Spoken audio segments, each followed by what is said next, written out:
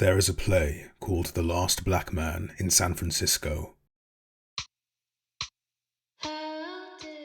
It was written by American playwright Montgomery Allen, who also starred in its only production. The play, though brief and somewhat abstract, is about a man named Kofi, his struggles to find acceptance, the pressures people put on him to perform a socially acceptable masculinity, and ultimately, his death, caused by his attempts to live up to those pressures, to match that performance. Kofi was unable to find a place he could call his own, a space to be himself, so he attempted to be someone else, hoping that by doing so, he would find a home in other people's spaces. At the end of the production, Mont, still in character, addressed the audience, largely made up of Kofi's acquaintances, asking them to reflect on their memories of him. One reflects on the pressures he put on Kofi, worrying he pushed him too hard to live up to an arbitrary standard. Another thinks of his final memory of Kofi, who insulted him, saying extremely hurtful things to him. And yet, he also remembers a moment when they were children, when Kofi selflessly stood up for him. Mont ends the play with a simple statement. People are not just one thing. The words Kofi said, the actions he took, the clothes he wore, the friends he had, the spaces he inhabited or didn't inhabit. He was all of those things, and he was none of those things. He was Kofi. There is a film called The Last Black Man in San Francisco.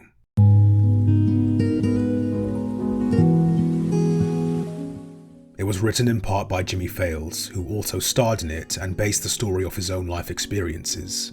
Initially growing up in a large Victorian house in Fillmore, apparently built by his grandfather in the 40s, Jimmie and his family could not afford the expense when he died, forcing them to move to the outskirts of the city along with many other black families.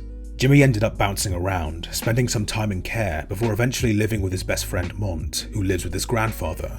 Despite this, Jimmie's heart, his mind and soul still lie with his childhood home. In fact, it might not be an exaggeration to say his personhood itself is intertwined with the building. Jimmie being famous for all the stories he told as a kid of his grandfather, the first black man in San Francisco, who built his own house with his two bare hands. So attached is he to this house that he keeps going back to it to fix it up, much to the chagrin of the couple now living there. Mont tags along, of course, but he's got a bit more going on in his life. He's an artist, a fishmonger, and a dramatist, having been conceptualizing his own play for some time now. He watches old films with his grandfather and is evidently quite a fan of musicals. By comparison, Jimmie skates and doesn't really talk about his family, if you want to count that. Like I said, it almost feels like his entire personhood lies with the very foundations of that house, like it's his one thing. Eventually, the couple living in the house move out due to the death of the wife's mother, which sparks an inheritance spat with her family over the house, which Jimmie is told could potentially last years. Seeing this as an opportunity, Jimmie and Mont break in and claim the space as their own, or, in Jimmie's case, reclaim it. This house, this space that he was forcibly ripped from as a child, long before he learned to let go, is finally his again. And yet, as he makes the building his own once more, you know it's not going to be his forever. They can only squat here for so long, play pretend with their neighbours for so long. At some point, the dispute is going to be settled, the house is going to be put on the market again, and they're going to get kicked out, with no chance of ever buying it themselves. But see, Jimmie, you never really own shit. And own shit he doesn't. Home ownership is still seen as this requirement, this mark of adulthood, this inevitability that people are expected to aim towards, and to miss out on it, to not have this space you can definitively call your own, it's like a shame, a kind of personal dishonor. And yet the reality is it's something many people are simply unable to do. And while obviously every group is feeling the pressure, it goes without saying that the unique problems faced by black people often exacerbate things. Take this film, for instance. The correlation between being black and being more likely to be below the poverty line, to be low income, be less educated, not to mention implicit and explicit racism in the system, means that families like Jimmie's are more at risk of things like gentrification, which is when people already living in an area, particularly urban areas, are priced out due to richer individuals moving in, dragging the costs up with them, leaving the people originally living there unable to afford living there.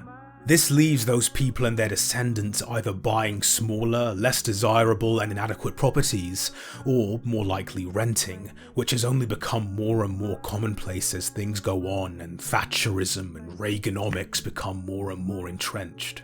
Since 2001, the amount of households renting in England and Wales has more than doubled. In the next few months, I will likely add to that number. And in the US, it's a similar picture. People have already mentioned this, but it's funny how The Simpsons were initially conceived as an authentic representation of the American middle, even lower middle class. And now people look at this family with a stay-at-home parent, 3 children, and 2 pets living in a giant house with 4 bedrooms, 2 living rooms, 2 cars, a beautiful wife, a son who owns a factory, fancy clothes, and lobsters for dinner. Owning a home is more than just a mark of economic stability, though. It can also give a sense of personal stability. It's a place that's yours, a place you can fill and alter to reflect who you are, to the point that it becomes a part of who you are, a reflection, and that can be a real benefit for some people. Having that one consistent place to go to every night that's definitively yours. It's almost like tying yourself to such an immovable physical part of the world makes your own sense of self feel equally as solid, as if you have become as seemingly firm and immortal as the building itself. Jimmie admits it's likely he would have ended up like Kofi had he not had his house, his space to anchor him, to give him a strong enough sense of self to resist peer pressure. It's no wonder then that he takes such a risk to reclaim it. He spent his adolescence, his formative years in a group home, and though he eventually found a space with Mont and his grandfather, that's their space, not his, and it's hard to leave behind a part of yourself. Just trying to let go. I kind of feel like that could have been me. If not for the house.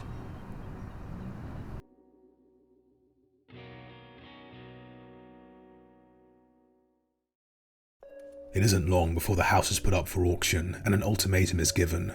Leave within a week, otherwise the police will get involved. Jimmie is furious and does his best to try and retain his space. Even being told it will cost $4 million to buy doesn't deter him. Mont, however, discovers the story Jimmie has grown up on, that he has grown up telling. That his grandfather, the first black man in San Francisco, built his own house in the 40s, was a lie. The house was built 100 years prior by a professional architect. While this is happening, Kofi, one of Jimmie's childhood friends, is killed. Inspired by him, Mont finishes writing his play, The Last Black Man in San Francisco, performing it in the attic of the house. It is during the climax, during his emphasis on the message, people aren't just one thing, that Mont goes off script and reveals to Jimmie that the space he tied his grandfather to, tied his family to, tied himself, his personhood, his being to, isn't what he thought it was. As it turns out, he knew the whole time. So did his dad. They knew. Jimmie and his dad and his family didn't just believe their patriarch built that house.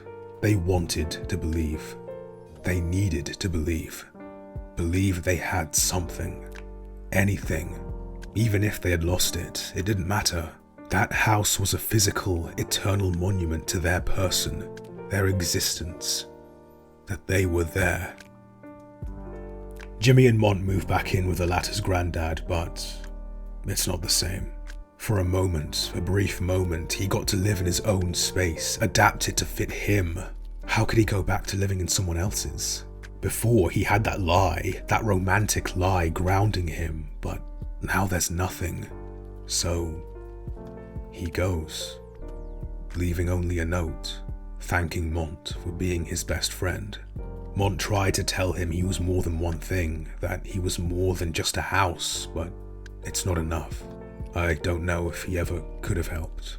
After all, Mont does have his own space. It's small, but it's his. Unless we're supposed to believe that Jimmie put up that half a sixpence poster. Maybe he didn't really get how much that house meant to Jimmie until it was too late. A part of me wonders if Jimmie was perhaps jealous. maybe even resentful of Mont.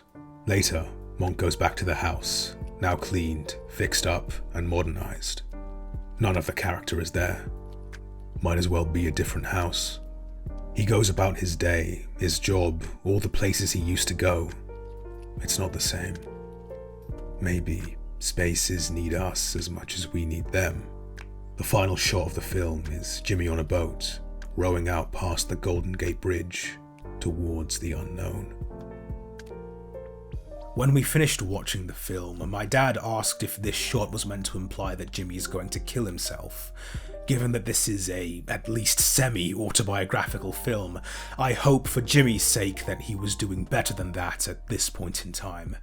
Personally, I choose to interpret this ending in a slightly more positive way. Jimmie has now, from his point of view, nothing.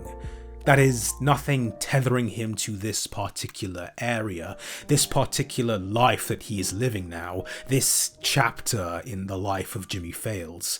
Accordingly, he now has the ability to fill that void with whatever he can.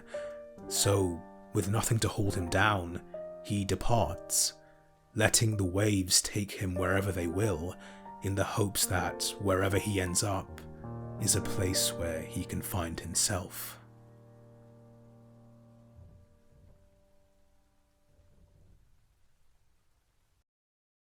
Since my last video, I've been up to a lot.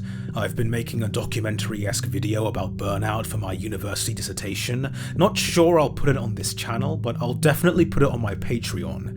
If you're interested and don't want to miss that, you can follow the link in the description and pledge over there. You also get a few other bonuses like credits in videos, early access to certain stuff, and behind-the-scenes updates. Like I alluded to earlier, I'm also in the process of searching for my own space, so no pressure, but any support would be appreciated. Once again, links to everything in the description below. Thanks for watching, and I'll see you later. Bye bye.